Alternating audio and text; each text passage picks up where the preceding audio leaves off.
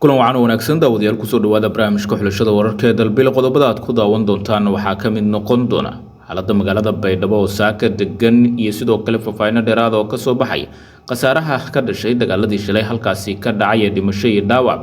madaxweyne xasan sheekh maxamuud oo ku sugan magaalada Gaalkacyo ee xarunta gobolka Mudug halkaas oo kulamo kula leeyahay maamulka gobolka iyo sidoo kale kan degmada ee dowlad goboleedka Galmudug wasiirka xanaanada xoolaha dowladda federaalka Soomaaliya Xasan Eelay oo ku sugan magaalada Baydhabo ayaa hanjabaad culus u diray ciidanka taabacsan garabka Cabdicasiis Xasan Maxamed Laftigreen Saciid Cabdullaahi Dani oo dhankiisa ku sugan gudaha magaalada Gaalkacyo ayaa kulamo la yeeshay saraakiisha amniga oo ka mid yahay taliye Jimcaale qodobadaas ayaa daawan doonta soo dhow muuqaalka like sar aragtidaada qaybta faalada ee commentiga ku dhibo waxagaaga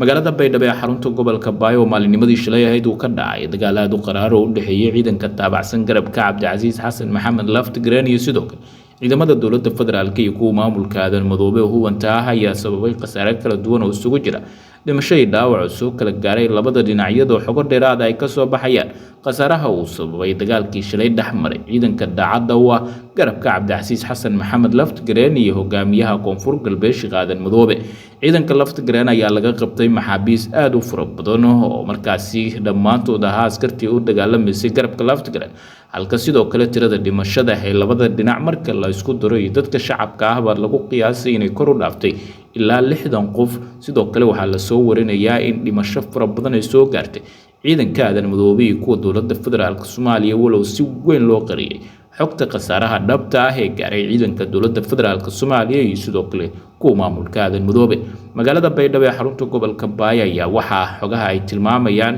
in tirada dhimashada marka laga soo tago 60 qof lagu qiyaasayo inuu jiro khasaare markaasi sanadda military oo soo gaaray dowladda federaalka iyadoo laga gubay beebayaal markaasi ciidanka gorgor ay lahaayeen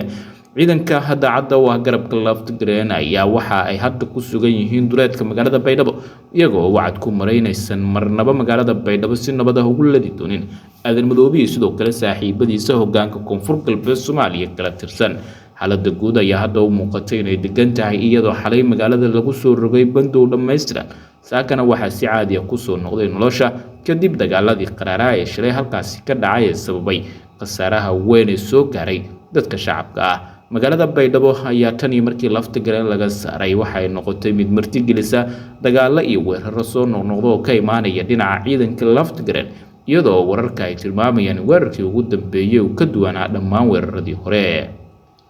dhinaca magaalada Gaalkacyo madaxweyne Xasan Sheekh Maxamuud ayaa wali ku sugan magaalada Gaalkacyo koonfurteeda dhinaca maamulka Galmudug halkaas oo kulamo kula leeyahay hoggaanka gobolka iyo sidoo kale midka degmada ee dowlad goboleedka Galmudug magaalada Gaalkacyo ayaa tegitaanka Xasan Sheekh Maxamuud waxaa si weyn uga digay isla markaana war-saxaafadeed ka soo saaray maamulka Puntland oo hogaamiyo Saciid Cabdullaahi Dani kaasoo ku tilmaamay socdaalka Xasan Sheekh Maxamuud ee Gaalkacyo inuu yahay mid abuuraya xasarad iyo sidoo kale colaad markaasi ka dhex qaraxda labada maamul Xasan Sheekh Maxamuud oo shalay ka hadlayay bartamaha Gaalkacyo gaar ahaan koonfurta waxa uu sheegay in magaalada ay markaasi muhiim u tahay amniga iyo sidoo kale xasiloonida loona baahan yahay in labada dhinacba ay ka shaqeeyaan isagoo ku bogaadiyay labada maamul sida isaga kaashadeen sugidda amniga iyo sidoo kale xasiloonida Xasan Sheekh oo u durxulayay dagaaladii ka dhacay magaalada Gaalkacyo dhinaca maamulka Puntland waxa uu sheegay in la aqbali karin magaalada in dhinacna ay nabad ka ahaato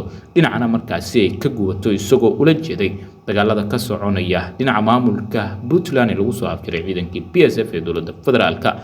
isla magaalada Gaalkacyo waxaa markaasi ku sugan oo hadda markaasi kulamo uu la leeyahay madaxweyne Saciid Cabdullaahi Dani oo markaasi kulamo gaargaar ah la yeelanaya ciidamada saraakiisha hogaaminaysa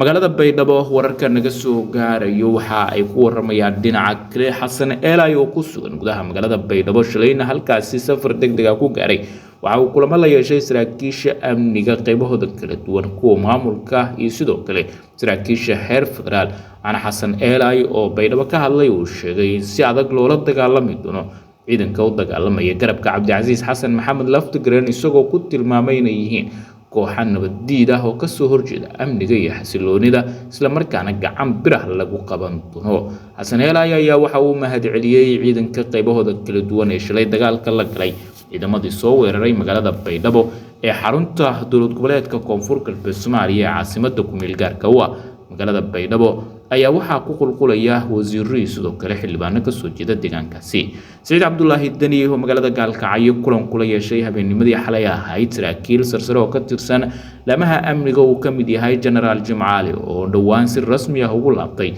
safka dowlad goboleedka Puntland kana baxay dhinaca dowladda federaalka Soomaaliya ayaa wararku waxa ay tilmaamayaan inuu kala hadlay xaaladda amni ee magaalada Gaalkacyo sida muhiimka ay u tahay in loo diyaar garoobo duulaan kasta oo kaga yimaada dhinaca Xasan Sheekh Maxamuud oo abaabul in uu ka wado uu sheegay koonfurta magaalada Gaalkacyo. Saciid Cabdullaahi Dani ayaa waxa uu saraakiisha amniga faray inay heegan galaan isla markaana dhammaan ciidamada lagu wargeliyo in loo diyaar garoobo iska difaacista weerar kasta oo kaga yimaada Xasan Sheekh Maxamuud madaxweynaha waqtigiisu dhamaaday ee Soomaaliya. Saciid Cabdullaahi Dani ayaa magaalada Gaalkacyo ka wada abaabul aad u xoogan iyo sidoo kale dhaqdhaqaaqyo ciidan taas oo lagu sheegay inay tahay mid looga hortagayo saameynta iyo sidoo kale dhaqdhaqaaqa Xasan Sheekh Maxamuud uu doonayo inuu ka bilaabo magaalada Gaalkacyo xarunta gobolka Mudug koonfurteeda oo uu hadda markaasi ku sugan yahay. Saciid ayaa ku guuleystay inuu soo afjaro qaybo ka mid ah safka ciidamadii ku biiray dowladda federaalka Soomaaliya iyadoo ugu dambeeyay Generaal Jimcaale oo ugu dambeyn dib ugu laabtay safka dowlad goboleedka Puntland. wixii ka soo kordha xaaladda Puntland koonfur galbeed iyo guud ahaan Soomaaliya tabintan xigta aad ku daawan doontaa.